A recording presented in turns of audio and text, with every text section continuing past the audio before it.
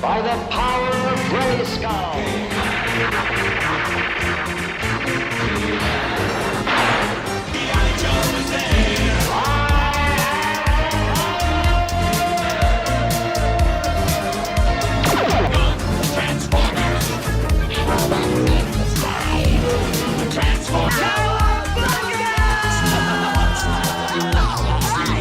I made a funny. That's a big Twinkie. Hello, everybody, and welcome to another episode of the Cereal Box Prize Podcast.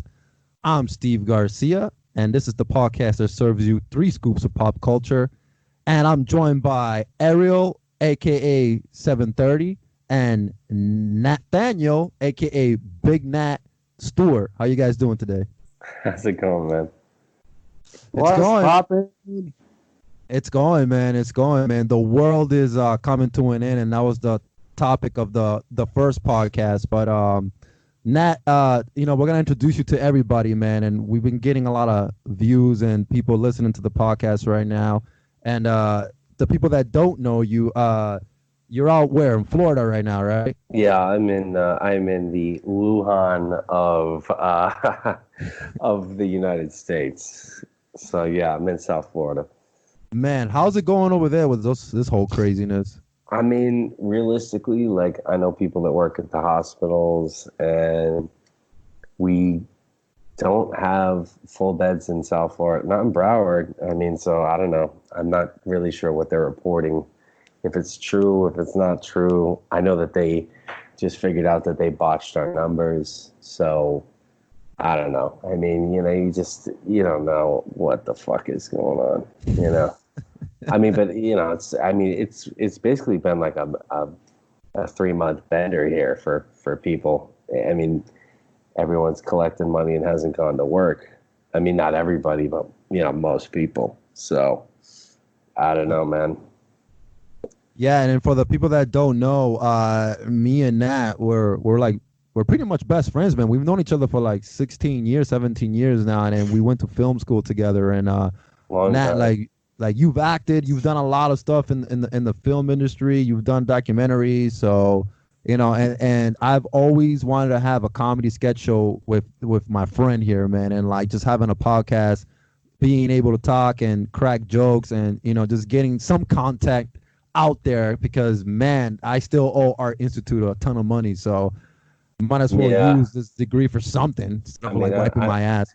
I don't know who that's going to, but they shut down the one that we went to, that's for sure.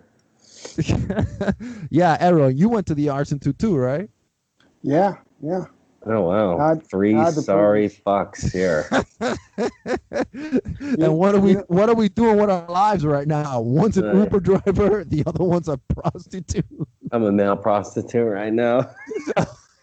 Hey, that's the way to go, man. In this economy, that's the way to go. Yeah, I mean, until you get, bacterium vaginisimium of the dick. But really, I wouldn't know anything about that. Ariel, how's New York doing right now? New York is chilling, man. People are trying to get back to their lives up here. Cases have gone down. Parents are still fighting over dumb shit like open up our parks, and everybody's arguing over some crazy stuff on the streets. Now you got, like, before you had the protesters, then you had the Black Lives Matter protesters, which is a big thing here, which I heavily am a supporter of. But then now you got like the like the 4 police protesters. Yeah, and all the four police protesters are funny because they're all over the age of 50, much like white people over the age of 50, and they're protesting for support of police, and now they're getting into scuffles with anti-protesters in the middle of the street. Earlier today, cops had to break up a big fight that was going. It wasn't a really big fight, but like a fight broke out on top of the Brooklyn Bridge because protesters and protesters. But then it's crazy, it's insane, man. Like now everything's becoming like more about race and about like this, about politics, and in the end of the world's going to shit. Well, the funny thing about it is that we're gonna get into a lot of movie news that's going on right now because Cereal Box Prize is a pop culture podcast, and the Black Lives Matters movement has also trickled into the film industry and animation industry, just a whole bunch of stuff. But we're gonna get into that in a little bit. But the first topic that we're gonna talk about is the big thing with DC right now, and I don't know if you guys heard, but Michael Keaton, the man himself, Birdman, will be coming back playing Batman in the Flash movie.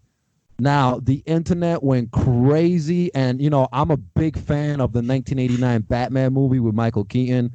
Jack Nicholson, one of my favorite scenes in that film was when he was in the chair getting his face done, and the surgeon's like, oh, man, I don't know what I did. And he's like, give me the mirror. The mirror. You just want to see his face. But I don't know, man. How do you guys feel about Michael Keaton coming back in Batman? And like, do you guys love the 1989 film? Because I feel like that's one of my favorite Batman movies, man. Yeah, I mean, I think he's a good actor. I mean, Beetlejuice is one of my favorite movies. I haven't really seen a movie with him I didn't like, but I don't think anyone successfully made a Flash film or series that didn't suck big fucking donkey dicks. So, I mean, like, I'll watch it just to see him. Otherwise, like, Flash, probably the lamest fucking character ever, dude. I mean, what does he do? Come fast? I mean... The Flash.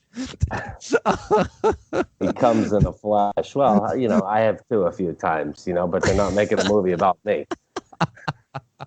You imagine the Flash goes on a date and it's like, hey, Flash, you want to go upstairs with me? Oh, yeah, baby, let's... I just finished. That's why they call me the Flash. I'm gonna Google that shit right now. Was there a Flash parody? Hold on a second. I'm gonna Google that shit. Well, you know what? Like, Nat brings up a point, man. Flash porn parody. Hold on a second. I'm gonna Google that. I mean, they just every Flash attempt was like a pile of shit. I think Ben Affleck was one. Like, how fucking pathetic was that? I mean, yeah. And you know what, man? Nat, you're bringing up a good point about the DC universe, man. They've had such a bad time. Like, they're just trying to catch up with Marvel, man, but, like, they are not doing good with their DC movies, man. So, like, for those that don't know and those that are listening right now, so Michael Keaton coming back in his Flash movie, there was a DC animated movie called The Flash Paradox.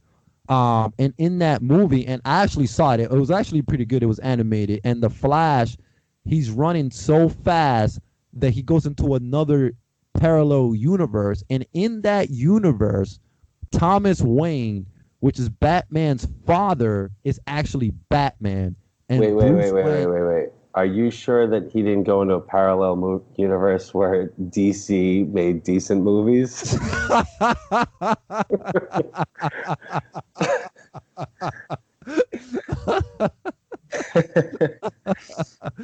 I know, right? Because so far they've literally put out garbage. Oh my God! Don't even get me started with the Justice League film. First of all, I just finished watching what was it, Harley Quinn and the Birds of Prey the other day. Oh my God! That, first of all, yeah, it was totally off, man. The movie characters, like she didn't really. Like her role as Harley Quinn wasn't that what everybody expected it to be, Yeah, the whole Bird of Prey thing. Bird of Prey thing. It was totally off. Like, the title was off compared to like what exactly was in reference to the comic books, Yeah, I mean, I can't really get into those. I mean, I liked Christian Bale as Batman as well, but I do think that the Michael Keaton one was the best movie, probably because Jack Nicholson was in it, and they had good contrast as far as characters go, And it's funny because, like, I was just reading today, I think they're gonna he's contracted for, like, I think he's gonna be doing the Flash movie, which what you were talking about before. Yeah. About him going in the past. Flashpoint. That's the actual like comic book title, Flashpoint. I think they changed the title though. He's contracted for Batman Beyond, the Batman Beyond movie. Like him coming back as Bruce Wayne, like the older Bruce Wayne. I think it's another one too. And then they said also too, like if what's his name? He drops out of all the movies, they're gonna bring back Christian Bale. They're trying to get Christian Bale to be like the backup. Be like older well, what about this other dude they're trying to make Batman though? What's his name there? Robert Pattinson. Yeah, the douche from Twilight. The dying vampire. Yeah. I mean, give me a fucking break, dude. You know? Yeah, I don't understand what. I mean, DC... they're trying to get, dudes to jerk off to. I mean, I just don't get it. Like, come on. Oh, Robert Pattinson, you're looking pretty. Oh, sweet. yeah. Look at that badass. Last time I saw you was in Twilight. I think the only people who ever watched Twilight was like teenage girls. Chicks. Yeah. Chicks, right? Yeah. Well, I mean, it probably. They're trying to get the women's market. Hey, Batman, what's that nice bulge in the front of you? Yeah. Let me just give that package a little squeeze. So yeah, man. I mean, like, I think we all feel the same with these DC movies. But anyway, so going back to the plot, the Flash, he runs really fast. He goes to another universe. Thomas Wayne is Batman. Bruce Wayne actually died and got shot, so he's not around. So the whole plot of the movie is that he goes back in time, meets the father. The father gives him a note, and when he goes back into his regular realm, he meets up with the regular Batman, which is Micheal Keaton as Bruce Wayne, and gives him a note from Thomas Wayne, his father, back in that universe. So he's not really going to be in it the whole time. He's just going to be appearing.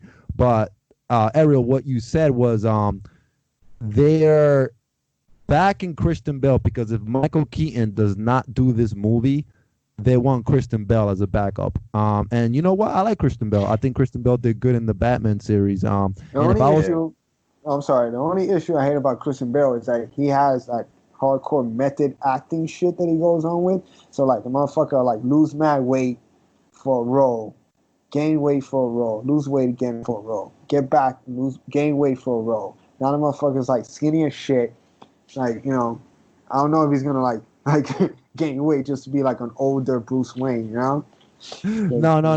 Christian Bale's a method actor, so he's gonna go into an actual bat cave with bats. He's just gonna live with them for like a whole month. Yeah, I mean, I actually worked on American Hustle.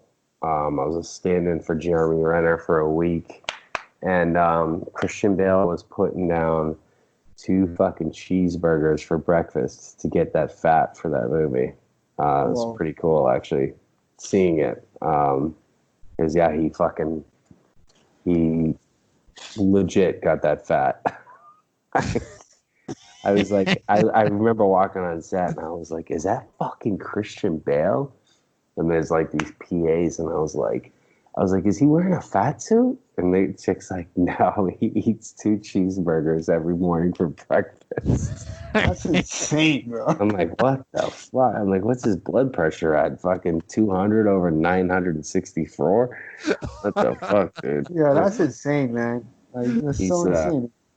Yeah, he's just going to the craft table, like with all the food, and he's just like, dude, it was crazy. I just I couldn't believe how fat he was. I was like, what a tubber, dude. I couldn't believe it. Yeah. I'm assuming he let's say he got that role, he'll probably like live in an old folks home for like a good week. Yeah. I mean, he's definitely insane. The machinist, he was probably like 80 pounds. That's crazy, man. He's looking like Jabba the Hutt, man. So that's what's popping right now, man. DC, man. I don't know what you guys are doing, but this new Batman movie with Robert Pattinson, it better be good because you guys are really messing up like your whole universe. You guys got to start way over. And everybody's saying that Wonder Woman was the best DC film that they've done. It's Wonder Woman and Shazam. Have you guys seen Shazam yet? Shazam was I pretty mean, good. I liked it. Yeah. with I didn't know Shaq. about the comic books. Oh yeah, Shazam. Oh damn. No, it was actually What was- there was actually Shaq Fu. There's this thing called the Mandela effect, where we all remember movies that didn't actually exist, but we all think they did. Like, for instance, like the guy from Monopoly. You think he had like an eyepiece, but he never had an eyepiece. It's called the Mandela effect. It's kind of weird. It's like we all think things exist, and there's thousands of people that agree with you, but they didn't actually. So they call it the Mandela effect because everyone thought Nelson Mandela died in prison, but he didn't. So, like, I bet you thought Nelson Mandela died in prison, because so did I, until I saw this movie called The Mandela Effect, and it's if you look it up, it's like weird shit. Like, Wait, I am okay right now. I'm so mind fucked with what you just I heard said. about Nat. that before. I dude, heard Like, about crazy. Dude, like Well, no, you, but this is no, but listen to this, because it's so fuck you even that. more. Yeah. Because the theory behind it is that we have alternate universes that accidentally blend together, so stuff that was actually a certain way isn't anymore. what? Yeah. Yeah. I read like all these articles about it, and I watched a movie about it, and I was like, what the fuck? I'm like, wait, the Monopoly guy didn't have an eyepiece? I thought he did. I'm so I'm like, what the Yeah. hell? Yeah. Wow, that's It's like that's shit from movies. Like, okay, the Flintstones. Do you think there was a T in there? The Flintstones or the Flintstones? Flintstones. wait. I thought that was the. I don't think no T. There's no There T. was- There is no T, right? But there Yeah. is. Holy Wait, shit. are you? Wait a minute. Dead All right, serious. dude. Hold I'm all Okay, we gotta right. Google that. Dude, What I was the hell? I was mind fucked for a week, and I read about this shit for like a week. Everything you remember, it doesn't exist now the way that you remember it. It's so weird. Wait, are we living in a Flashpoint parallel universe right now? Like, We must be, but we'll never be living in the universe where Flash is a good movie or a good series.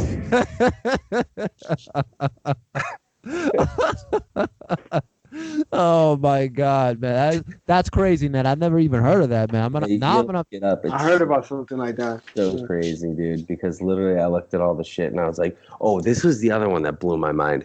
Curious George, tail or no tail? No tell. Tail. Has Tail. a fucking tail. Has a Yeah. fucking tail. I don't remember him with a tail. I remember with no fucking tail. Me too. He's got Oh a my tail. God, what is Yeah. going on right now, man? Dude, All right, it's- I'm so like, all right, all right. After the we podcast, could do a whole episode on this because it's so fucking nuts. yeah, you know what? Next episode we'll have to do an episode on this because this is like, Jesus, I'm already like, I don't even know what to say right now. I'm just shocked, man, by all this. Jesus. But going back into Michael Keaton playing the Batman, so we lost a director of Batman, not Tim Burton, but Joel Schumacher, the director of Batman Returns, passed away on June 22nd. And for Was that the one with George Clooney? uh Batman Returns? No, Batman. What? Batman Returns? oh no, not Batman Returns. That was- Joel, that because Tim Burton did Batman Returns. I think that was Batman and Robin, if I'm not mistaken. Oh, that was terrible. Yeah. So That shit. that was so a terrible. heap, that was a heap of shit. That was the one with Arnold, right? yeah. As Oh, Iceman. so let me rephrase everything now that I have it up. So Joel Schumacher was a costume designer, and he turned into a director of films, and he directed St. Elmo's Fire, The Lost Boys. Oh yeah, I know he just died. Yeah. Yeah, Falling Down, which is, oh my God, if you have not seen Falling Down, oh man, that's a good movie. And he The also Lost did, yeah, The Lost Boys. Classic, dude. He also did 2 of the Batman films, and he died in New York City June 22nd on a Monday morning. He was 80 years old. So, Oh yeah, you know. Falling Down is like basically the original version of the Joker that the guy just remade without face paint. yes, yeah. And basically, it's like Michael Douglas just like he's waiting in traffic and he loses his fucking mind and he just like starts, you know, he goes and like goes to go shoot a fucking store clerk for a Coca-Cola because the guy won't give it to him for the price he wants. And it's a great. Hey, give me that Coke. He's like, give me that Coke. Son of a bitch. Yeah, man. And if people listening right now, if you have not seen Falling Down, man, I recommend that movie. And Nat recommends that movie. Ariel, have you seen Falling Down? No, I haven't. It's old school. I mean, it's good. 60s? 60s? No. It's like late 80s, early 90s. Yeah. Michael Keaton. I mean, not Michael Keaton. Michael Douglas. Yeah. Michael Douglas? Yeah. He's a good actor, man. Yeah, he's good. I forget who else is in it, but it's just kind of funny. It's just like this dude that's just tired of his fucking job and tired of everything. Like, you know, every other guy sitting in Los Angeles traffic every day. And he just loses his fucking shit and just starts going like into fucking convenience stores and holding up people with guns, and it's great. I mean, it's a good fucking movie. Yeah, man. Yeah, definitely check it out, man. And now we're gonna get into some news because they are rebooting tons of cartoon shows that we grew up from the 90s. And one of those shows, which honestly, I have to say hands down was one of my favorites because Steven Spielberg produced this and he was a producer on it, but the writing was hilarious. Animaniacs is coming back. Animaniacs is coming back on Hulu, actually. Hulu's going to bring back Animaniacs. And the best part is Robert Paulson. And for those that are listening right now who don't know who Robert Paulson is, he's a very famous voiceover actor. And he's done a bunch of voiceovers. He's done Animaniacs, Yakko, Wacko. He's done Pinky and the Brain. I mean, the man has done like the Land Before Time films, the Mask animated series. He did Raphael and Donatello in the Teenage Mutant Ninja Turtles, and he's coming back to do the voice acting. And Steven Spielberg is producing this, and they're bringing back some of the old writers. Now, Animaniacs was from like 1990, 1991, and like just knowing that they're bringing back all these writers and the old voice actors, to me, if it's a reboot, but you're bringing back all the old people that worked on it, it's freaking amazing, man. And like, I don't know, have you guys seen Animaniacs? I mean, yeah, I remember the show, but it's like as long as you're not, you know, fucking bringing them back with 52 genders and fucking, you know, like. I mean, it's just that shit. Like, it's like seriously, dude. Like, no wonder kids are fucked up. Yeah.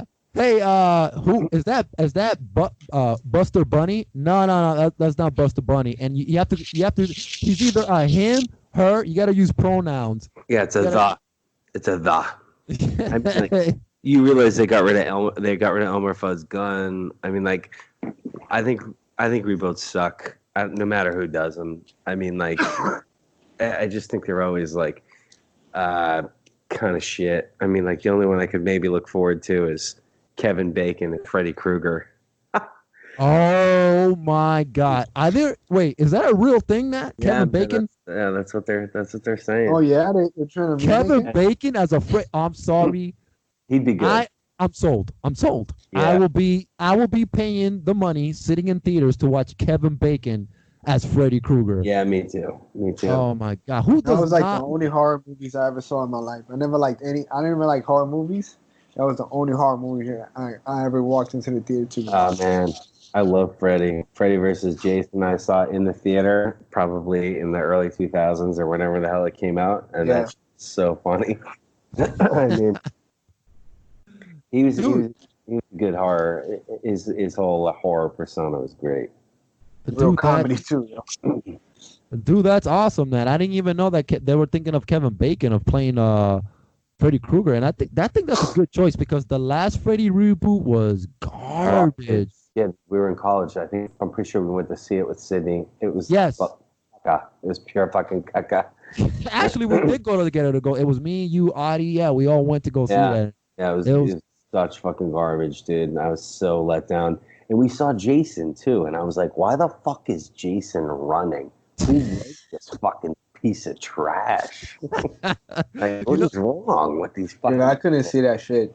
I It's remember just- when it came out, I couldn't see it, man. It was, I'm just like, let it die. Just let it die as an awesome thing. Stop trying to like just ruin everything, you know? Like, Yeah, yeah. You know what? It's so true. Why was Jason running in that film? And like, I feel like an art institute student wrote that movie. Yeah, one of the Oogly brothers.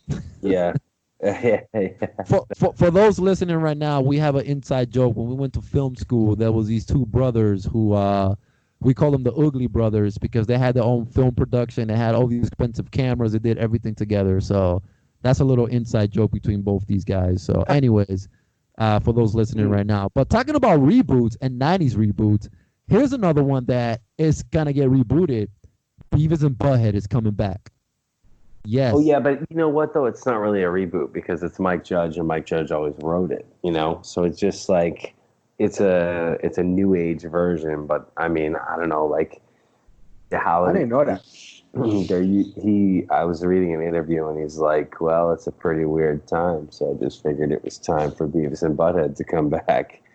You know what, Nat? That's he hit the nail on the head. It is a weird time, and I think this is the best time to bring back Beavis and Butthead. I mean, I don't think it ever should have left personally, but like, you know, that's I me. agree. I used to watch MTV. I used to watch Beavis and Butthead. I saw Beavis and Butthead Do America in the fucking theaters, and I bought the album because it was like basically a rock and roll fucking album. Anthrax was on it. Nice. I mean, I was always a fan. I had Beavis and Butthead shirts, stickers. They were fucking hilarious. I mean, but I was a product of MTV when they used to play music videos. Yeah, man. It's crazy because like you just hit the nail. You said that we were products of the MTV era, You know, and like before I was like the beginning of Dan Cortez and MTV Sports, and that, you know, like before that, and then I was like, God, this stuff sucks. I really don't want to watch a bunch of celebrities playing the All-Star game. I don't give a fuck. oh my God, the All-Star games where Dan Cortez and they had like the rappers and dude. yeah. Then they started doing like spring break shit, and it was like, I'm like, dude, look, just can you give me a Weird Al TV weekend? Remember they used to do that? They would do like Weird Al TV for the weekend. That shit was funny, man. Like, Weird Al was the true king. Yeah, he's hilarious. He is fucking. Yeah, you ever heard his albums? Oh yeah, dude. I saw him in concert. So, oh yeah, because he does shows, right? He travels, right? It's crazy. I saw him in Cape Cod, in Hyannis at the Melody Tent. It's like a small venue in Massachusetts. Oh, So that must have been awesome. Great. I actually got to go backstage and meet him. I have a signed photo from him somewhere, but he was super nice. And dude, when he did Fat, he actually came out in the fucking fat suit. It was fucking insane. Like, it was so good. I mean, he put on a good show. You know? Dude, I heard a great interview with him with Questlove. Yeah. Yo, like they asked him crazy questions like how did they let you like create albums? Like, yeah, you know, they just the executives came up to me and said, "Oh yeah, you want to create an album? Yeah, sure." That's it. It's over. That was it. Yeah, and it wasn't like a big thing. He didn't even make it up. Some people did not like okay it, and they all took it like personally that he made fun of their shit and whatever. He's still doing shit now, but I listen to the songs now, and I don't listen to new music, so I have no fucking idea who he's parodying. You know, like I'm still caught in like fucking 1988. So. Hey, Nat, you're not the only one. I'm still stuck in 1988 / like 1995. That's like 88 through. Yeah, I can go like pre-96. I can understand, but like I don't understand. I'm like, who is he parodying? I don't even know this fucking song. Yeah. You know what's funny? I'm with you on that, man. And it's just that, like you said, we're a product of the MTV era. You know, like, Yo MTV Raps. What was that? The Headbangers Ball. Oh yeah, Headbangers Ball was the shit, dude. Yeah, that was the shit. I used to watch that. I used to watch who was the guy that did the news all the time on MTV? Kurt Loder. Kurt Loder, yeah. He always did the news and MTV News. You hear it first.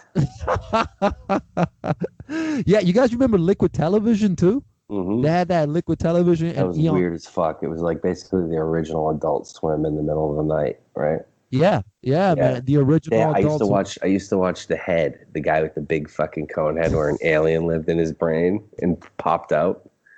That was a good one. The And head, that's where Aeon Flux started too. I don't know if you remember Aeon Flux, but yeah, that was a yeah, crazy show, man. It it was was weird. the head, Eon Flux, and I don't know if you remember this one that had me dying. It was Crazy Daisy. It was like a daisy Oh. flower, but he was like on a bike, like a biker. Dude, it was the most funniest, craziest thing I've ever No, I seen. don't remember that one. I don't remember that one. Oh my God, man! But yeah, so yeah, Beavis and Butthead is coming up, and like Nat said, he's right. It's not a reboot, because Mike Judge is coming back. He's doing the voices, he's doing everything, and I hope that they play music videos. I hope so too, because it'd be good. I hope, man. That'd And, be dope. I mean, do you guys remember that Beavis and Butthead? There was a big controversy in like 91 or 92 where some kid set himself on fire, and like I think Mike Judge went through this whole thing where like MTV they wanted to cancel it. Some Yeah. kid copied it, and I don't know. I know there was a lot of controversy about that, but bringing it back now, I think that would be a good thing. So hopefully, let's cross our fingers and see what Mike Judge does with this. And speaking of reboots, oh my God, here's another one coming, guys. Teenage Mutant Ninja Turtles is coming back with a reboot film from Point Grey Pictures. And if you guys don't know who owns Point Grey Pictures, that's Seth Rogen and his best friend, Evan Goldberg. They're going to be producing the Nickelodeon Paramount Teenage Mutant Ninja Turtles new movie. Awesome. Here's the thing. I mean, just like, have to tell you, I think Seth Rogen sucks like miserably. I just don't find him funny at all, dude. And like, I'm a white Jew, so like, like, so I don't know. I don't find his humor funny, and I don't think he's like, I just don't think he's funny, dude. I don't know how he's gonna like reboot a fucking Ninja Turtles thing. I mean, wasn't Dick Wolf the executive producer of fucking Teenage Mutant Ninja Turtles back when we watched Yes. the cartoons? yeah. I mean, so isn't he still alive? Can't he do it? Yeah, man. Like, listen, man. I love Teenage Mutant Ninja Turtles. That's our era. All three of us grew up with that, and Turtles has been going on now for over 35 years. Which is crazy. Where like generations of kids are growing up with the stuff that we grew up. But what I don't like is that, first of all, why does it have to be an animated film? When are they gonna go back to the suits, the Jim Henson suits, Yeah, the like puppeteering? Those were fucking ninjas in those fucking things, dude. Yeah, man. Yeah, those are guys in those things, Yeah. like doing that. I mean, I don't want to watch another animated film. Like, it was like when Beowulf came out. People were like, "Oh, isn't that sick?" And I'm like, "No, Beowulf sucks, dude. It's like CG garbage." I mean, Yeah, I that think- movie. and if Seth Rogen's producing it, that means he's gonna put his like lame fucking jokes in there. Like, come on, dude. Exactly. I think it's just because like the Spider-Man movie, that animated one came out and it was a big hit. They didn't want to spend a lot of money, so Yeah, that's what I think.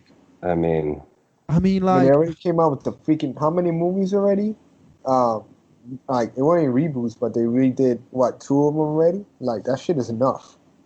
I mean, I saw that piece of shit with Megan Fox they did. That oh, sucked. that was horrible, man. Like The one that we saw. yeah, the one with Megan Fox, the animated one, the CGI turtles. Oh, the yeah, CGI turtles. Yeah. yeah, that was fucking lame. that was just lame, man. Like, listen, man, the 1990 movie, the first film, It was okay, great. it was great. First of all, let's talk about who was involved in that movie, okay? Because for those that don't know, Steve Barron is the director of the 1991 movie, and they just celebrated 30 years of that film. And he just got interviewed. He directed Michael Jackson's video, Billie Jean. Yeah. Steve Barron was a music video director. and he did a lot of music videos for MTV, and they got him. So first of all, you have a good music video director. Number two, you get Jim Henson. Well, yeah, dude, that used to be the path. Like you used to not have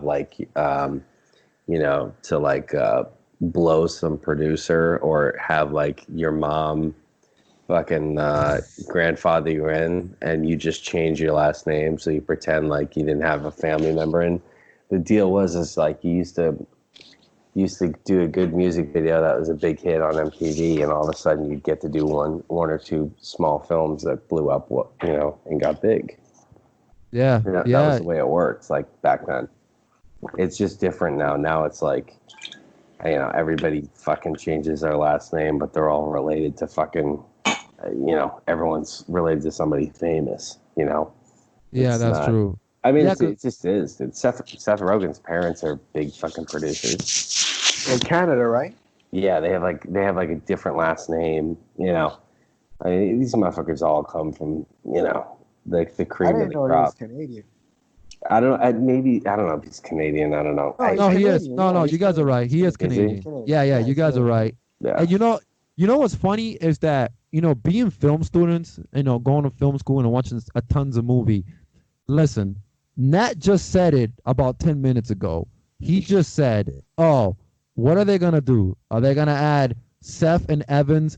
Again, for those that don't know, Evan Goldberg is Seth Rogen's best friend, and they wrote all those other movies together, like Superbad and all that. Those guys wrote all those movies together. And Not it's like funny unless you have never been laid in your life. Just not. Sorry, dude. No way. Not funny. And it's true because, like, Seth Rogen, like, are they going to put dick jokes? Guys, I'm going to read this to you guys right now. Brian Robbins, the president of Kids and Family for Viacom, says, adding Seth and Evan adds genius to the humor and action that's already an integral part of TMNT. This is going to take this movie to the next level of reinvention of the property. Okay, that's the president. Okay, that's bullshit. That's the president of Kids and Family Viacom saying that Seth and Evan are going to take Teenage Mutant Ninja Turtles to the next level of reinvention because of their genius in humor and action. Genius my ass. I thought his movies are funny just because like if you're high as a kite, funny. That's what I always thought it was funny. Like you have to be high as shit to get start laughing. You'd have to cook like a whole tray of brownies, and I'd have to eat the whole fucking thing for me to think any of his shit was funny. It kind of like for me, like it kind of goes along with the Hangover. Like I watched the Hangover, and everyone thought it was a riot, and I was like, dude, that's my life every fucking day. So it's really not that funny to me. It was definitely funnier than any movie Seth Rogen fucking put out. But somebody just needs a camera on Nat 24/7, and there's your Hangover film. Yeah, I don't want to be a reality TV star. Way all set. Hangover Part 4. Hangover Part 464. Yeah, so anyways, man, let's see what happens with that. But speaking of Ninja Turtles, guys, this is awesome. It's not happening. But when I read about this, I lost my mind. Even though it's not really happening. So, CBS All Access, there was this rumor they were going to make a live action Teenage Mutant Ninja Turtles TV series on their CBS All Access streaming service. Now, it was going to be called The Last Ronin. And for those that are listening right now, if you don't know what The Last Ronin is, this is a crazy, awesome story. So Kevin Eastman was going through his studio one day and found this script that him and his partner at the time were writing.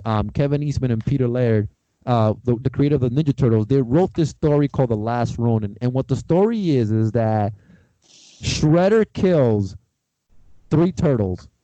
There's only 1 turtle left. All 3 turtles are dead. Splinter's dead.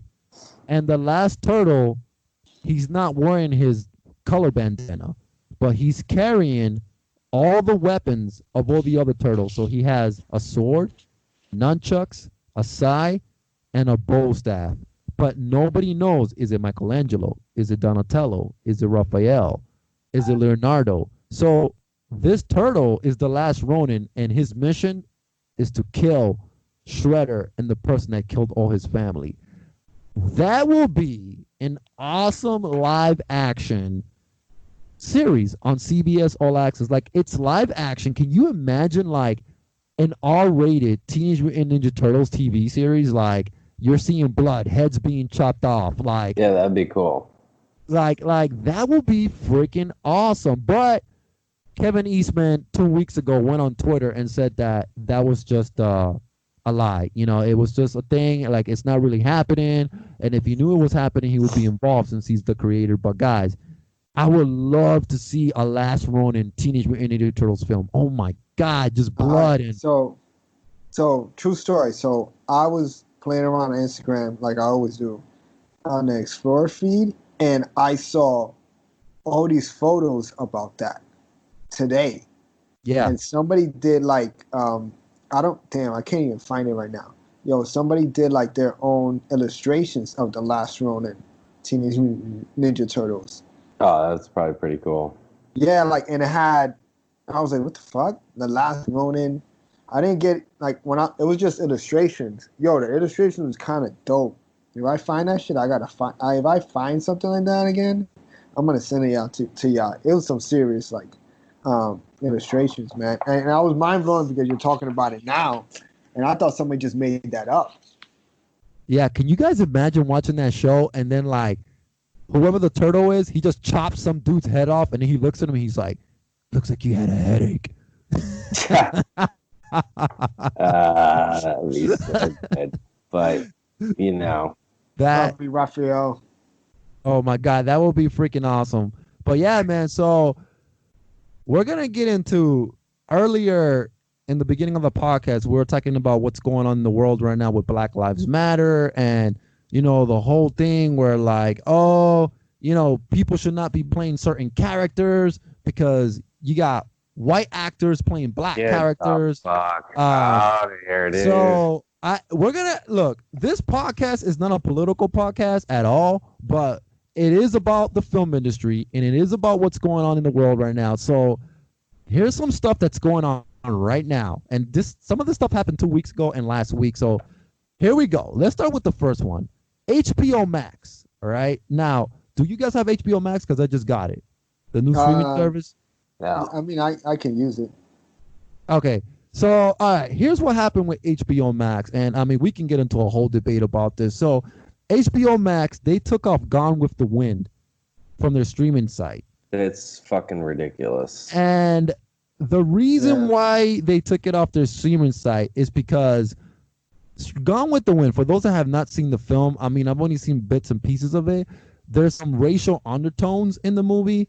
So, racial undertones in some. Jesus Christ. I mean, surrounded by it. I mean, like, I don't know. Have you seen Django Unchained? I think they get rid of that. You seen fucking The Hateful Eight? Yeah.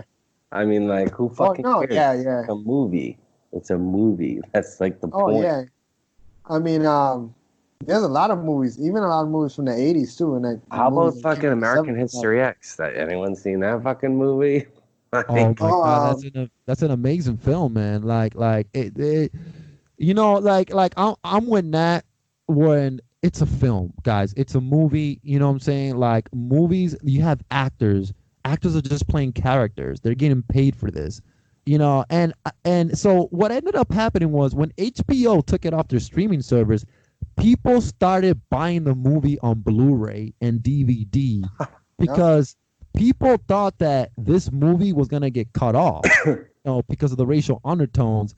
Literally a week later, HBO Max put the movie back on the streaming service, and guess what? Before you start watching the movie, there is a disclaimer. Yeah. A disclaimer before the film starts saying that the things that are shown or depicted were a product of the time, and they do not believe or involve themselves in any of the things that are happening in this film. We've gotten to really? Okay, because cool. You guys weren't alive in the fucking 1920s? No shit. Like, or get the fuck. I don't even know when the movie's set. I can't remember, but I mean, yeah. come on, It dude. was saying like in, I think it was made in what, in Okay. 1939? Should I apologize for like wiping my ass with white toilet paper? I mean, like what, dude? Come on. I mean, like everything is not. It's a fucking movie. It's like some. Can you just like wake up and fucking watch television and shut your fucking mouth and not be offended by everything? Like, give me a fucking break, dude. I mean, It's kind of mind blowing too, because when they took it off the first time, they're like, we got to figure out how we're going to re-release a movie and put a disclaimer on it, like something. They were trying to figure it out. And then what you just said right now, that shit is new to me, because they were just, I was just hearing some stuff earlier today, like they haven't put it up yet. Like they're still trying to figure out how to, put up something saying that, this movie has some type of racist. this is how fucking lame the movie industry has become. It's a bunch of virtue signaling pieces of shit. So it's like, the guy that's on the white guy on Facebook that puts up the black picture, and he's like does nothing in reality and like just does shit like that. That's like essentially what this is. Like the guy from Family Guy that stepped down, that doesn't do Cleveland's voice anymore. That's yeah. It's ridiculous. funny. It's funny now that you say it, because fucking show has been on for like what are they on, 20 fucking seasons? Come on, dude. Like, I personally think that like people in Hollywood are taking things to the point that like they're like, oh, we got to do our part. You know what I'm saying? This changing world. yeah, their So we're part just is gonna shutting affect. the fuck up. That's You're right. what their part is. You know? Yeah, like yo, just shut your mouth and just keep on doing whatever the fuck you're doing. Like what are you doing right now has no effect on the world. Like like a movie, showing a movie is not gonna help change racism. Donate your money, put your money where your mouth is, but they never do that unless it's a fucking tax write-off. Because, they're all virtue signaling jerk-offs, and I hate to say it, but like, it just is the way it is. Like, it's disturbing to me. It's like the NFL putting up stadiums putting up Black Lives Matter banners, and like, hold on a second, like y'all motherfuckers didn't want to hire Kaepernick back. Y'all motherfuckers like hated all the African American players who kneeled. You know what I'm saying? Like, oh, now you're being all Black Lives Matter. Now you give a shit now. I mean, how about every fucking industry period that put out like a state? It's like, dude, I just want to like buy your shit, and I don't really care about what your fucking politics are. Like, especially actors, people that like fucking got lucky, like not even because they're all skilled, they just get lucky, and I'm supposed to like give a fuck what your fucking take is on some political fucking thing, dude. Like, just like shut up, go act, have your fucking opinion, but don't blast it down my fucking throat, because I just don't care. Like, I don't give a shit, Yeah, they should they should take out the other movie too, Blazing Saddle. That shit, man. Wait till they see that. Oh, I mean, God, yo! When I was little and I saw that, I was dying on the floor. Right when I saw that movie, I can on here in New York, on Channel 11, they show that movie all the time. Fucking hilarious. And I was dying on the floor whenever I watched that movie. It was one of my favorite. It's Mel Brooks. It's Mel Brooks, right? And then you get older, you start hearing it like, yo, did he just say that? Did he just say that?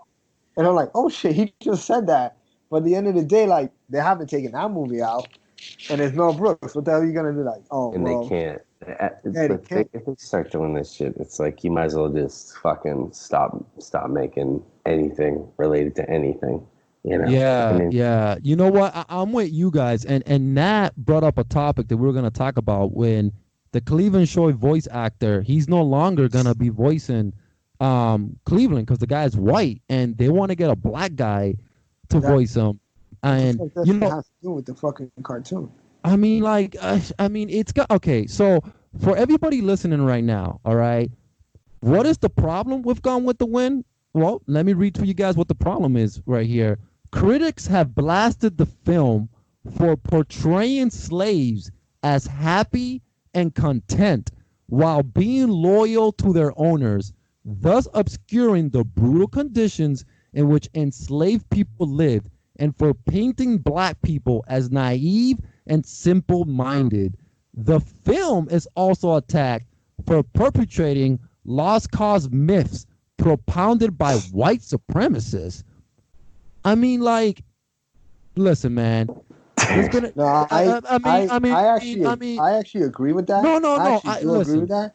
But the interesting is that, you know, that movie's been around for this long. Dude, Exactly. the film came out Now, in 1939. 39, right? Exactly. So like it's been out for this long, and you're telling me, and now you're saying that shit. Now people say, "Well, I think we should reconsider showing that movie." Y'all That's should have started 81 reconsider. years. That's Y'all should have 81 reconsidered years. that. Yeah, y'all should have reconsidered that showing that movie in 1960s when the civil rights movement was around. You know, like that. Not even. It's a movie. It's a fucking movie. It's a movie. And it's a person's art depiction of time or of a place or of something. It's an art depiction. It doesn't fucking matter. It's a movie.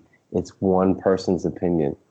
And some people like watching nostalgic shit because they're fucking nostalgic.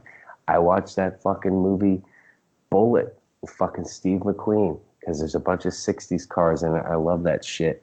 I mean, like, it's just, dude, it's an art. It's an artistic piece, you know. And once you start destroying art, then you start going to some commie shit. Like when you're like, oh, we got to get rid of this art. We got to get rid of this art. I mean, you can't. It's like it is what it is. It happened. It's a period of time. I don't really Yeah. think like taking that movie off HBO Max is gonna do anything because people can like download that shit, go to Netflix or something like that, and find the movie somewhere and watch it. You know, only like, and you gotta think about too, like the type of generation is gonna watch that movie. You know, like the new generation is not gonna watch that movie. New generation is not into black and white film. You know, unless you're into. Well, they film. have a color version. They did. Yeah, color That's what I'm saying. I've seen like it. that. No, I've seen it too. I mean, seen it dude, too. I'm not 60. I fucking watched the thing, you know. I mean, it hasn't been for years, but No, I'm just saying, like a certain generation, like the younger generation, is not gonna watch it unless probably in a movie. and by the like, way, black and white, I still watch the Twilight Zone, the original though. Oh, the original Twilight Not Zone. that bullshit that Jordan Peele did. Yeah, I haven't watched that one. Yeah, well, good, because I would question your taste if you did. You know what's so funny though? Like I know, like it's Hunches too because I've seen the commercials like 1,000 times. Like I just don't feel like watching it. You know what? Neither did anybody else. That's why it was one season. Oh, it's one scene. Yo, Yeah, this it was one, like bad. I think it got lost in the source of everything bad. else in the world today because I was like, oh yeah, he did some shit, right? Yeah. So obviously, you know, the whole George Floyd thing there's a lot of racial tensions going on right now, especially in the film industry, and with this Gone with the Wind thing. Now let's talk about Looney Tunes, because Nat brought this up earlier. Okay, here's the thing. Because of this whole George Floyd thing and everything that's going on, and because of the violence and stuff, Nat, do you want to say what they did with one of the characters from Looney Tunes, or you want me to say it? Yeah. They took Elmer Fudd and they got rid of a gun. So I guess now he's hunting his rabbit with a dick, or you know, what do you hunt a rabbit with? Like a gun. What was the reason again? Well, the reason. All right. So okay. There's all the guys in Hollywood stuffed their dick and balls up their assholes, and they were all they put their balls in their wife's purses, and who fucking knows? Like That's kind of an insult to the character itself. Like we all grew up on that shit, and all of a sudden you're gonna take his gun away, and then what the hell is Bugs Bunny gonna do now? Like, are you gonna get rid of Yosemite Sam because he's Yeah, It's like, well, now, wait a minute here. Oh, wait a minute here. Like, what? I mean, is there a racial undertone there? So we should probably, well, Yosemite Sam can't be. I mean, like, you know. I mean, now they're gonna create some type of racial undertone between like the road with the Roadrunner. Like, Yeah, well, you know what's funny? I'm really shocked that they still haven't gone after Pepe Le Pew, and being like, Pepe Le Pew's doing sexual harassment. He makes fun of French people. Yeah. Oh me. Oh oui, monsieur. I love you. I want to make love to you. I think I want to stick my ball. I think the first time we ever saw like any type of sexual harassment analyzed was watching Pepe Le Pew trying to hit on the other skunk. Yeah, I mean, I think Who Framed Roger Rabbit was pretty good too, right? I mean, yeah. Remember those rumors back in the day about like who you could see Roger Bush. Rabbit? Yeah, also but like, where does this shit end? Like, when you start doing shit like this, like, where does it end? Like, and by the way, have you seen new age kids cartoons? They're so fucking weird. I mean, like, they are so fucking weird. Like, I just happened to see the Powerpuff Girls when I was dating this chick that like had a younger daughter, and I was like, what the fuck is your daughter watching? I'm like, can you throw in like classic Disney so she doesn't turn into a complete fucking weirdo? Like, I mean, it's like, it's just like, I don't know, man. I mean, I don't know where it stops. You know? Yeah. You know what, Nat, man? You guys are bringing up so many good points because, like, all right. For those that have never bought a Looney Tunes Blu-ray, right? Warner Brothers has taken it to the point where, listen, guys, Warner Brothers cartoons have been around since the 20s, you know. And have you guys seen Dumbo from Disney? Yeah, the original Dumbo. All right, you know the whole controversy, with the black crows. They're supposed to be like black, and they're hanging on the wire, the telephone wire, and they see Dumbo flying in the air, and the crows are like, I've seen a duck fly. I've seen birds fly, but I've never seen a elephant fly. So like, people have been protesting about that scene, and they want Disney to cut that scene out. And what people don't understand is that like, a lot of the movies and a lot of the cartoons were a product of the time. This is what was going on at the time. Now, am I saying that it was right? Am I saying that it's right to, hey, who fucking cares, dude? I mean, it's like, yeah, but who cares? And it's true. Like, who cares? Like, it's just a cartoon. Dude, here's the deal. Were any of us there to experience it? No. We just happened to watch it, 20 years later after it was whatever, I mean, who fucking cares, dude? Like, I mean, I just, it's like, it's like trying to regulate the porn industry. It's like, what's the fucking point? Yeah. There's no point. It's already there. It already is what it is, Yeah. So now, Warner Brothers, when you buy a Looney Tune Blu-ray, there's another disclaimer. There's a disclaimer now when you buy Looney Tune cartoons saying, we don't believe in the things that are happening in this cartoon. This is a product of their time. The film industry right now, because of this Black Lives Matter movement, everything has changed so much, man. And it's funny because you guys remember Well, you got to remember too, it's not just the Black Lives Matter movement. That's a movement. I'm talking about the changing times right now, which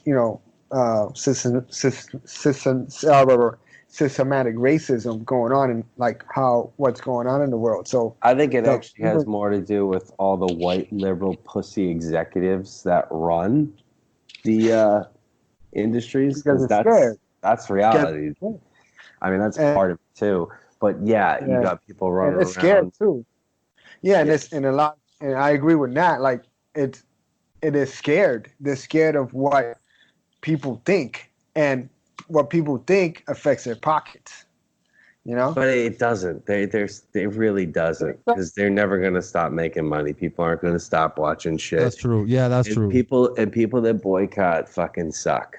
It's a waste. It's the biggest waste of time. It's the biggest fucking bullshit fucking scam ever. People that boycott, dude, can kiss my ass, and I'll tell you why. Because if you're gonna boycott anything, you better fucking throw your phone out. You better throw your fucking computer out. You better throw out your fucking clothes. You better throw out every motherfucking thing you have that's made in China, because it's all made by little kids, or in the fucking Philippines, or wherever. So if you're really a big fucking boycotter, dude, get the fuck out of here. You're so full of shit and you're a fucking hypocrite. And that's just the way it is, dude. Because you can't boycott for social justice or any shit like that and then be like, well, I'm okay with my fucking clothes that were made by fucking 6-year-old little girls that got paid 2 cents a month. Like, it's just bullshit, dude. You know? So I can't stand that shit. It's like, I don't boycott anything. There's plenty of shit I don't fucking like, but I don't boycott shit because I like the American way of taking and making, and I'm not gonna fucking pretend that I don't, you know. And if you're gonna pretend that you don't, then you gotta throw all your shit out, because that's the only way. Give all your shit away to everybody, and fucking you can't own anything, because every fucking, if you live in China, dude, and you're not a child slave labor, you're you know. The Chinese government manipulates their fucking currency, and they completely take advantage of their workers. And so, you know, I just don't buy this boycott shit. And I don't know. I mean, that's just my 2 cents on it, because I don't boycott anything, and there's plenty of shit I don't like. I fucking, you know, why bother? Just fucking voice your opinion. But I mean, come on, you gonna stop buying, like, dude. We just had the Goya thing down here. I don't know if you guys saw anything about. Oh yeah, Goya. we got it up here. Wait, what happened? Dude, the guy that the CEO of Goya. CEO of Goya said he supported Trump, right?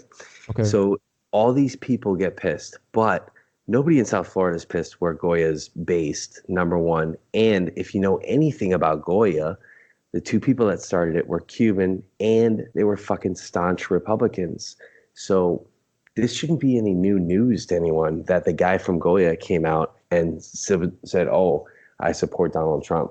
So these people are all like, oh, yeah, we're going to boycott Goya. We're going to boycott Goya. I'm like, dude, okay, number one, nobody from Cuba is boycotting Goya. They experienced communism where the government said, get the fuck off this land, or they murdered their family, their entire families. Same shit in Venezuela. So we've got like a lot of Venezuelan Latinos, Cuban Latinos down here that are like, dude, fuck off. We love Goya. I'm not going anywhere without my adobo, you know? And then you've got these white motherfuckers that are like, I'm boycotting Goya. It's like, bitch, you don't even season your food. What the fuck are you talking about? That's it, bitch. You don't even season your food, you white motherfucker. Yeah, you season your food right. I mean, so You put salt and pepper on it. That's it. yeah, it's like, come on, bro. Dude, I didn't even know that was happening out there. Yeah, That's dude, crazy. that shit's all over. That shit's all over the internet. All these people in South, like, you know, you got all these white people in South Florida. They're like, I will never buy Goya again. I'm like, dude, get out of here. No, it's funny too because here in New York is about like, what the fuck you just say? All right, cool. We're gonna boycott Goya, but like we're just gonna make our own sazon. Like we're gonna make our own adobo. Like, and everybody's like, we're gonna make our own adobo, and everybody's like, and then all the younger Latinos like, fuck that. We're just gonna make our own adobo because it tastes better. Like, fuck that. You know what I'm saying? Like, we got Cuban Latinos down here, Venezuelan Latinos down here that are like, why are you boycotting Goya? They're like, it's just one guy at Goya. You're gonna ruin the whole fucking company because of one guy. It's like, that's, you know, it's just like the previous president of Goya was actually like a Democrat. Well, I mean, look, this is the thing. You can't like hate people because of their politics. I just don't. I think that's like a childish way to look at life. Like I can say, okay, I'm a Republican, you're a Democrat, or I'm a Republican, you're a liberal. I mean, that doesn't mean I hate you. I just wouldn't start a business with you, Like, I mean, it's like people can disagree and not despise each other. And I think that like Hollywood and shit that does this like shit where they remove stuff and take stuff down. It's like, dude, you're fueling this like hate fire that shouldn't exist. It should be like, oh yeah, look, we disagree on this. No big deal. Carry on. I mean, like, it's really, I don't think people should like get so fired up about it. I mean, I have plenty of people that completely disagree with everything I say. I mean, I'm still their friends, but it's just like, I don't understand it. And you know what, Nat, man, and that's the thing is like everybody has their own opinion. Not everybody's gonna agree with everybody, but it doesn't mean that like I'm not gonna stop being Nat's friend or I'm not gonna stop being Ariel's friend. I mean, like, Steve, I must disagree with your brother on every fucking political thing possible. Of course, yeah, of course, And yeah. I don't give a fuck, dude. I still fucking rock out at the Christmas parties and fucking hang out. I love your brother. You know what I mean? It's like, Yeah. Yo, Steven has like, I have more hair than Steve, but you think I hate Steve? No. Do I hate Steve? No, I don't hate Steve. Yeah. Well, it's funny because we've been going now for almost an hour and 20 minutes, but Michael B. Right, Jordan. That sound right at all. No, we've been going for an hour and 20 minutes. Another hour, not right bitch. at all. Yeah, let's go to Pornhub.com. Oh yeah. It's like, Let's get a little interracial. Let's get some interracial porn on. Start up this party. let's get some midget on. No, so like last but not least with the whole Hollywood thing and everything that's going on. So like a lot of black people in the industry are saying that Hollywood has to commit to black hiring and black content led by black executives because a lot of black people in Hollywood are saying that they're policing their stories because Hollywood's record in diversity and inclusion has improved in recent years, but it still lags behind the population, particularly in executive ranks. Spike Lee. Can we just wait before you even go on with this? Can we just agree that How Stella Got Her Groove Back was a shitty fucking movie? That shit was Oh my god, that was. Listen, man, I've seen some black movies that were not good. All right, like. I mean, let's talk about Tyler Perry. I mean, not everything is, what I'm saying, like, Tyler Perry is a pure hustler. Yeah, like that man created, like he did shit that other people wish they wanted to do, but like half his movies suck. Yeah. Terrible.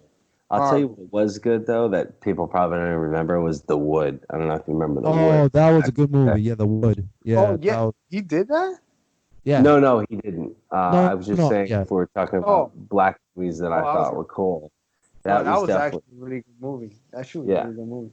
Yeah, I was gonna say, you did that shit? Fuck out of here. Yeah, that was a good movie. But so Spike Lee. Yeah, Spike Lee said a joke, and he said that it's easier to get a black president than to get a black studio head in Hollywood.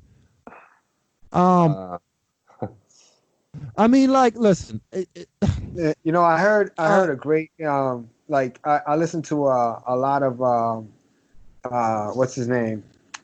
He's actually a writer.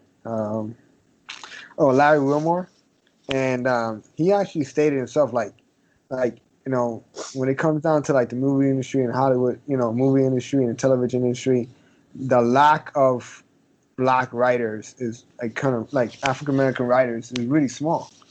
And they do get, a lot of writers don't get the opportunity as white writers do, and it feels like you have to help, you got to sit at the helm of the enterprise just to be able to you know what I'm saying, like put the writers that you want to put. And it also goes with equality of women. Like people want to bring more women writers into the table so they can put their 2 cents in. So, you know, when they do the writings and they do the movies, you know, like they're making things the way they should be written. But then just having a whole bunch of white guys in a room, you know, jerking off and shit, writing some crazy ass scripts, you know?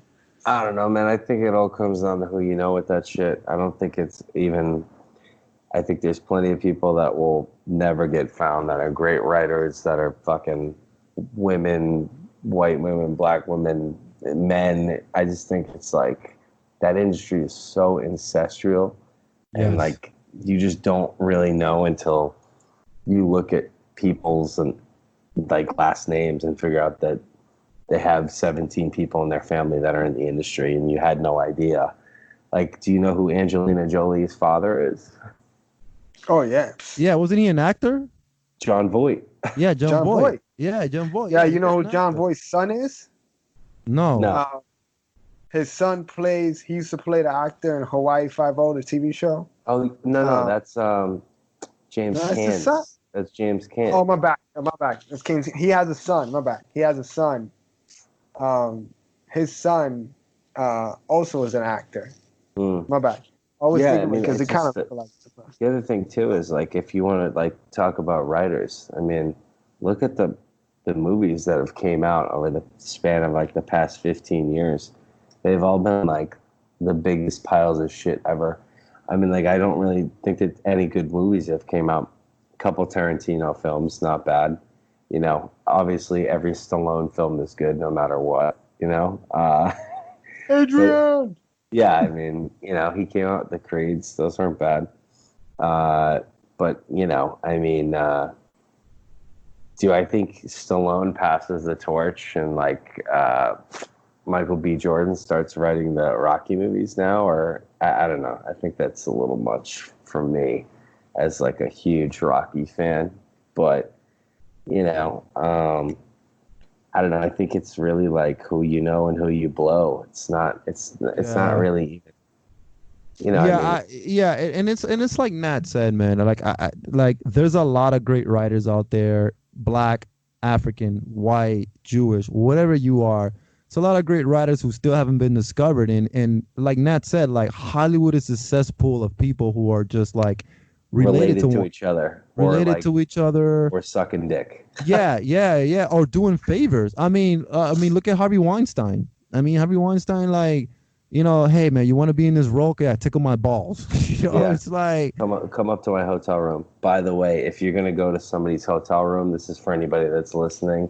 If you're going to someone's hotel room in the middle of the night, unless it's to do cocaine, it means that they're trying to fuck you. It's pretty clear.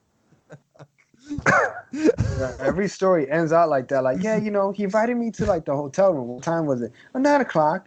Was that in the morning or 9 o'clock at night? Oh, 9 o'clock at night. And was that after you met him? Yeah, it was kind of weird. Yeah, and then you know he answered the door. He answered the door in a robe, and I thought, you know, he was just gonna hang out with me in a robe and talk business. Yeah, he opened the door in a robe.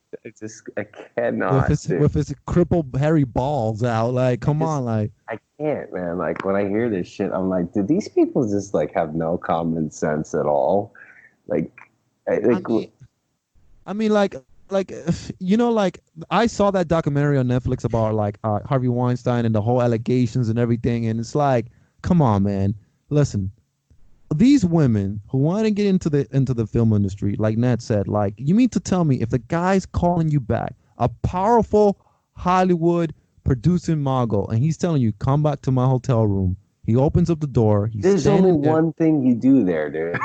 Yeah, like how do you not know? And then you expect after what, 15 something years to come back at the guy like now, and you know what I'm saying? Like I'm supposed to feel like terrible for you that you decided to go to some guy's hotel room at fucking midnight. Come on, dude. Like, yeah, the ones that were like, I ain't gonna front, like, even though a lot of women say, you know, like, you know, and it's kind of true that they felt like they felt ashamed, you know, like they felt like their careers are going to get destroyed because if they came out at the time, you know, but the ones that the ones who were totally surprising is like the ones who went to his office and he just came out with a robe on or some shit. Well, no, Maybe. there was one that went to his house and he jerked off into a plant. Okay, I'll That give her. was weird. I'll give her a Yeah. pass. I'll give her a pass. Yeah, she's just trying to interview him for a fucking magazine or something. But I mean, I come on. forgot what actor. I forgot what actor it was. She said that she went to his office and like he took off his pants or some shit behind the table, like behind his desk. And he was just walking around with his boxers on or something like And that. guess what? This is the best part about that entire story is that right now there's some fucking scumbag in Hollywood that already took his place and is doing the same, It really is. same fucking shit, dude. No, it's really Because fucked you up. know Like what? it's really If fucked you up. don't know, if you don't know that that is what that industry is about, because that's what it's about, dude. The industry is sort of fucked up, which is why I kind of stopped working in it because I just like kind of got disgusted. I was like, this is fucking just too disgusting for me, and I'm pretty down with disgusting, you know. But it just got gross for me. It's like it's like the one with like Bill Cosby, right? Like I was hearing an interview with Keenan Ivory. I mean Keenan. Yeah. Keenan from SNL, and he said, "Yeah, I met him. Yo, I thought this guy was like my comedy hero, all this other shit. And then when I met him in person, he totally flipped. He was cursing all the time. He wasn't the lovey-dovey, Dr. Hospital dude that I saw on TV. He wasn't like the fat Albert, which he was playing him for years since he was a little kid. He did, he did the Cosby Show. He did Fat Albert. He played all these characters making fun of Bill Cosby. And then when he meets him, he's like, yo, this dude like curses all the time. He's totally the opposite direction. And he goes, yeah, I kind of had a feeling that he was kind of weird and shit. But at the end of the day, like nobody ever questioned it, That's shit. Yeah, man. It's listen, man. Nat's worked in the film industry, you know what I'm saying? When I was living in New York, I worked on a couple film sets and like just seeing the way the industry is and you really start seeing like what really happens behind the scenes. Like the movie that I was it is, man. And when we were living in New York and we all lived in New York and like, Sean, who's one of our friends that went to film school with us, he got me a gig as a grip and I was working on this film set from this director who directed BMW commercials, and the actor was the guy that played John Connor in one of the Terminator movies, and he was like the main actor in the film. But like, bro, like the girl who's the script supervisor that's standing next to the director, she got treated like absolute shit on the set, and I'm literally like putting up lights, and the director's like, "What's your problem? You didn't see that? Get away! I don't even want to look at your face." And like, I'm just like, whoa! Like the girl messed up on one thing from telling the actor, like, but she got treated like, and that's what I saw a lot on these sets in New York. Yeah, dude, it's just great. It's gross. Yeah, not even just the sexual aspect of it, but this is the saddest part about it for me, is like there's so many fucking insecure fucks that will just get treated like pieces of garbage and not stick up for themselves and have no fucking self-esteem just so they can be famous or so that they can feel like they're cool. And to me, it's fucking pathetic. It's sad. It's fucking sad. Yeah, man. Like that's why, honestly, I'm glad that a lot of filmmakers and actors are going more the independent route. Yeah, it's a much better route to go. Yeah, yeah, man. It's just better, man. And everything has changed. Music isn't the same now. People can make their own music at home. People can make their own movies, their own video games, their own animation. I mean, it's like, dude, are you doing it for the art or are you doing it for the fame? You want to be fucking famous, or are you doing it for the art? You doing it because you want to evoke an emotion out of somebody, or are you gonna sit there and fucking stand there and have some guy fucking be an asshole to you and not be like, hey, dude, why don't you go fuck yourself? Because like that's what you should say, I mean, I think I've stormed out of every fucking job I had telling the boss to suck a dick. I mean, it feels good. Oh my God, man. Well, listen, guys, we're on the hour and 29-minute mark here. Cool. And man, it's funny how fast the time goes, the podcasting, man. Like I didn't even know it was like this fast already. But man, we talked about Micheal Keaton. We made fun of the DC universe, reboots, Teenage Mutant Ninja Turtles, Beavis and Butthead, and then we went on this whole like, man, political Hollywood. This was awesome. You know what I'm saying? And for everybody listening out there right now, I just want everybody to know that these are just our opinions. You know, I mean, this is going to get posted on YouTube, and obviously somebody's going to listen and comment and say something about one of our opinions, you know. Probably mine, and I'm sure I'll be hated, but you know what? Get in line, motherfucker. Get in line. Yeah.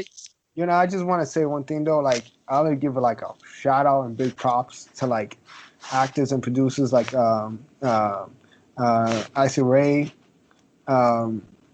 which produces a TV show on HBO, which she's like a really good producer and she's an African American producer, but Issa Rae, and she's an actor, writer, and producer, and she's done amazing stuff with HBO, and she put in the work.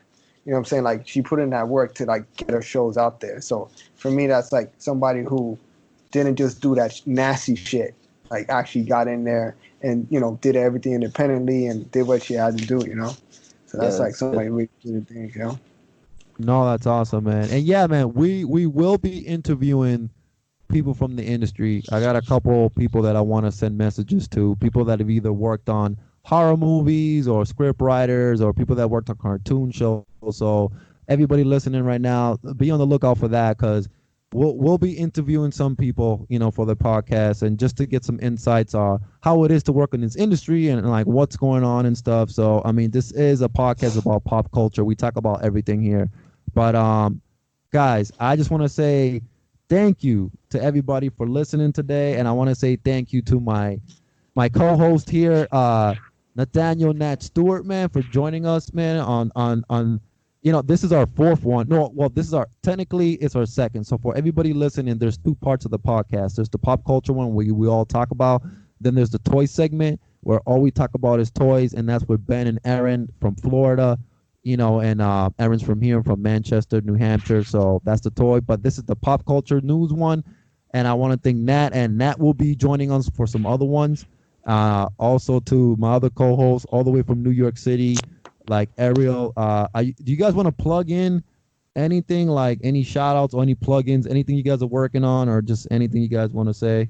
Oh yeah, I wanted to just shout. I worked on a film called Lemp's Last Right with these guys out of St. Louis, and they brought me in. They're called Shift Films. They brought me in, and brought me in as an actor, which was pretty fun. And they're premiering. It was supposed to premiere right before COVID, but that, you know, fucked everything up. But it should be premiering pretty soon. And definitely shout out to those guys, Frankie Campbelletta, Jeremy King.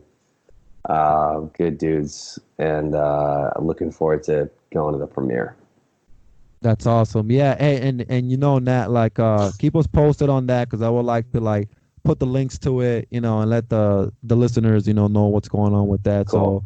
So that's awesome, man. And yeah, I mean, I want to give a shout out to Peyote, and Peyote We Trust, the man in the hour. He couldn't get on tonight. That's right. He had to go on a stripper run, so he couldn't. I can't believe he didn't call me, because I'm not that far away.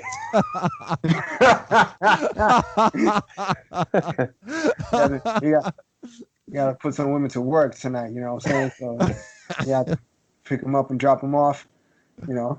And give a shout out to Dia Jeanette. She's a filmmaker here in New York City. She's a young filmmaker and doing her thing. She already got a few films in like a film festival. So, you know, to give it a shout out to her. She's always hustling, you know what I'm saying, working out there. But yeah, you know, happy people out there. Have a good night, all right? Yes, and for everybody listening, don't forget to hit the like button and subscribe on YouTube to the Cereal Box Prize podcast. You guys can also find us on anchor.fm, Cereal Box Prize podcast. You guys can leave us a voicemail message there on the actual anchor.fm.